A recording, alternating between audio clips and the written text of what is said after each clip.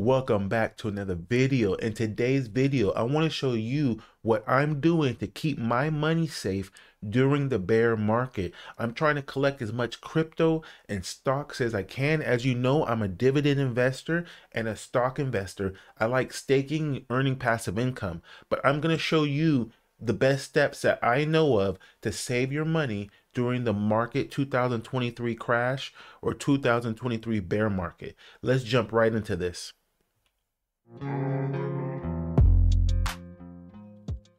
So what we're going to do is we're going to start off looking at this right here. The average credit card rate right now is 22.12%, which is crazy high, okay? So starting off from the very beginning, if you have credit card debt, you need to pay that off, okay? It's like earning, say you had a stock that earns you 22.12% a year. That's pretty much what's happening right now, is that this bank is earning 22.12% a year from you. Let's jump right into this credit card calculator. So what I'm going to do is I'm going to put this up to 22%. Let's say you have a loan of 7,000. You have credit card debt of 7,000, okay? So this credit card calculator is basically saying it's going to take you a year and 5 months to pay off the balance of the total credit card, which is $7,000, and you're going to be paying $1,163 in interest, okay? So this right here is telling you that the best thing you can do in the bear market is pay off all your debt. Don't play with your debt, just pay it off, get it done with. So before you even invest in crypto, before you even invest in stocks, right now is saying that the best thing you can do to earn the 22% back that you're paying to banks is to pay off your credit card. And so I wanted to put this on here, Robinhood. I like Robinhood a lot. I know there's a lot of stuff going around on Robinhood. I believe that they're going to be fine, but I want to show you guys this just in case. Another way is to earn money is putting your money into a bank. Okay, Robinhood is paying 4% back on gold customers right now. Now this right here, this 4% is actually FDIC approved. So you are secured with your account up to 250,000 on Robinhood, okay? So I just want you guys to know that there's a lot of stuff going around, but it's not like these crypto exchanges where they're not FDIC approved. Robinhood actually is FDIC approved, okay? And even the money that you earn interest, I'm talking about when you put, say you put $1,000 into Robinhood and it's sitting in the interest earning account, they take that $1,000 and they put it into their account to earn 4% interest on it. Whenever you want to use that money, you can still use that money. It just comes out of your account eventually, but you earn the interest for that money while it was in the account. Okay, so it's very passive. It's very like if I'm waiting for the crypto market to start exploding again, I'm putting money into my Robinhood account and you're earning interest. So that could be an easy passive way to earn 4% on cash, and it's secured under the FDIC approved, okay? So what I'm looking at this right here, so the next one I want to go into is silver, okay? I do believe silver is going to be a powerhouse in the future. Silver is a great commodity. You have a lot of, you have car manufacturers, you have solar panels, you have batteries. All this stuff needs silver. All this stuff needs precious metals. Silver is a great precious metal to get into. As you can see, this is a chart for silver. So let me go ahead and pull it out a little bit. Over the past 5 years right here. So this is a 5-year chart, very long term. Okay, each candle is a week. So it's taken a long time. All right.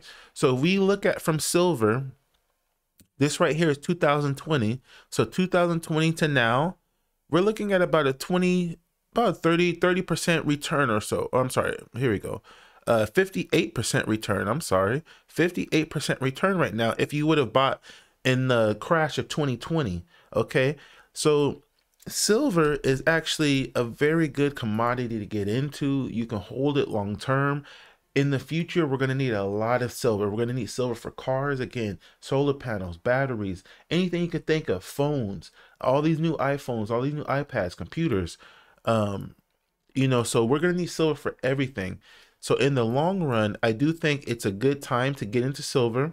we could go a little bit further down, but silver is one of those commodities where it is going to take a long time to move, which is a good thing for you, because in the bear market, you don't want to lose money. You want to secure your money. You want to save your money. As a whole market is falling, you want your money to stay safe. Okay, so silver right now is a good situation for that. You can get into other precious metals like gold, but to me, silver is just a good middle ground. You know, gold doesn't move as fast, so you don't have as much upside, but you don't also have as much downside. Okay, so silver's also provided on Robinhood.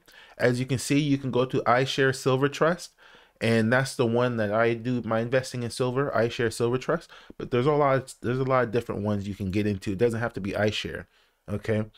So these are just more silver charts, and what they're saying is that they're estimated that silver is going to go up to around $35 by 2023. Now, if you don't want to go the silver route, okay, you don't want to go silver route, you have this total bond market ETF. It's called, what was this called? BND. That's right, BND. So that's the ticker symbol, BND. And what this is, a total bond market. And as you can see, the total bond market has been crashing. So I've been following this since it crashed back here in October. I've been just taking a look at this just the whole time. As you can see, we're moving back up. That doesn't mean we can't crash back down. But in order for us to get back to our average cost, I'm talking about an average cost that's been around since 2000. Look at this, 2008, you have an average cost around $77. In 2021, the average cost was around $82. So it's been slightly moving up the whole time. All right. So what I'm seeing is that with the total bond market, in order for us to get back to the average of where we're normally at, just at a very healthy area in total bond market, we're looking at a 15% return in the bond market. Very safe, long-term play. Okay, so this right here is another play that you can use during the bear market, during the crash, to earn more income on the stocks that you do have. So this is not the big money play. This is not the play that's going to make you a bunch of money. This is the play that's going to earn you 2.49% in dividends, and it's going to earn you around 15% in total bond market. Very safe play. Okay, so one more thing I want to go through with you guys. I want to look at the portfolio visualizer. This is one of my favorite websites, because when I have an idea of something, I can just go on portfolio visualizer and check it out. Now, what I did here was I used 3 different types of stocks. I used BND, that was the total bond market we just looked at. I used silver, SLV. This is the I Trust Silver that we looked at. And one of my favorite ETFs is called SCHD. Okay, so SCHD is a great ETF with a great swash of different stocks inside of it, which earn around 3.4% a year. Okay, so when we look at what happened, so if we put in $10,000 back in 2015, we put in $10,000, $250 a month we contributed. Okay, so what it's looking like is that portfolio 1, which was the Vanguard total bond market, would have earned us $28,290 from 2015 to now. Okay, so and the max drawdown would have been around negative 17%. Very safe. Okay, very safe. And this is what I'm talking about. So the negative 17% is right now.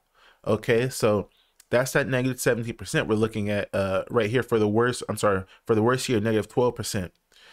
Okay, so what we're looking at is the best year was 8.83%. Very solid return. Okay, very solid return. So now we're looking at right here is this, the second one is the silver iShare Trust. Okay, so this is the silver trust. And what it's showing with silver is that Silver would have made $32,574 with a negative 36.79% drawdown. So yes, it's a little bit more scary. Okay, and your worst year was negative 12.45%. But look at this, it's not even that bad compared to the B&D total bond market. So yes, it did fall on the worst year, but it made it back up immediately because this is a drawdown of negative 36. So it had to make it back up, or that would have been the negative 36. So the last one I want to look at is SCHD, okay? SCHD would have made $47,685, almost double of what BND, the total bond market, would have made. Okay, almost double. Check this out. Total drawdown, negative 21.54%. What would be the difference between that and that? Nothing. Nothing's the difference, okay? Nothing big. So if you could have handled that, you could have handled that, right? The worst year was negative 5.56. The worst year, all right? So now that's the worst year, but the best year was 29.87%, okay? So I guess the conclusion right now, I want to go down to here because I got one more thing to show you guys. When you look at the, okay, so when you look at these stocks, the reason why I like SHD so much is SHD is an ETF that holds a bunch of dividend stocks inside of it. You would have been making $1,058 worth of dividends if you would invest in SCHD. So on top of this amount, you're still earning cash. You're earning cash with that. So again, SCHD is a great ETF to get into. And, you know, again, so these are the top ways that I believe is a good way to secure your money during the bear market, during the crash. You want to pay off all your credit cards first. Get all those out the way because you're losing 20%, 21% of your yearly interest for that credit card, which could be over $1,000 if you have a couple thousand in the credit card. Okay, so the best thing you can do is just pay that off first. Now, the second thing is to hold cash, okay? It's to put money away. You know, put your money away so you have some rainy day funds. You know, you want to have your extra rent just in case, or extra mortgage just in case something happens. So put that away. After that, then you want to start getting into, you know, the safer stuff, which you want to get into. You want to get into SCHD, which I recommend is very safe, one of my favorites. You can get into silver. You can get into BND, which is the bond market. All right. So the whole point is just to start securing that money into safer assets. Pay down your credit card loans. Pay them all down because you don't need them. That's the first thing. And then check out these ETFs that will help you out in the long run. That's going to grow and it's going to earn you passive income. Okay, so I hope this information helped. These are the ways that I'm using to save my money, and I hope that they helped you in the long run. Okay, hit that like and subscribe if you like the video. I'll see you in the future.